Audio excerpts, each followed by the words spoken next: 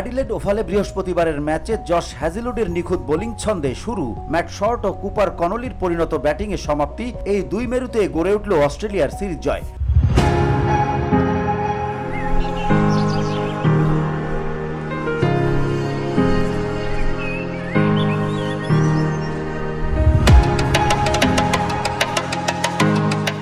ভারতের 264 রানের লক্ষ্য তাড়া করতে গিয়ে অস্ট্রেলিয়া কিছুটা হোঁচট খেলেও শেষ পর্যন্ত 2 উইকেট হাতে রেখে জয় তুলে নেয় এবং এক ম্যাচ বাকি থাকতেই নিশ্চিত করে 3 ম্যাচের ওয়ানডে সিরিজ।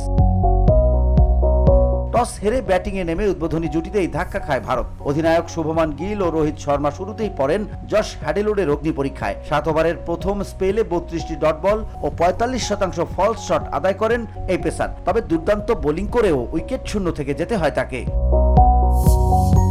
ভারতের ইনিংসে সাবেক অধিনায়ক রোহিত শর্মার ধৈর্যশীল ব্যাটিংয়ে কিছুটা স্থিরতা আসে। 86 বলে 73 রানের ইনিংসে তিনি ইনিংসের ভিত করেন। তবে তার আগেই আরেকটি বড় ধাক্কা খায় ভারত।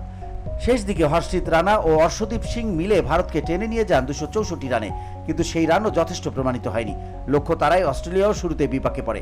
পাওয়ার প্লেতে মার্স ও হেড ফিরলে স্কোরবোর্ডে চাপ পড়ে, কিন্তু শর্ট ও রেনেসর জুটি 55 রানের পার্টনারশিপে সেই চাপ সামলে নেন। শর্ট তুলে নেন 48 বলে অর্ধশতক।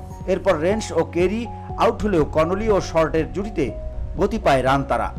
61 বলে অপরাজিত 61 রানের ইনিংস খেলেন কুপার কনলি, যেখানে ছিল 6টি 4 ও 1টি 6। শর্ট আউট হলেও শেষ দিকে মিচ ওয়েন ঝড়ো ব্যাটিংয়ে কার্যত ম্যাচের মোড় ঘুরিয়ে দেন। VOD Bangla news desk.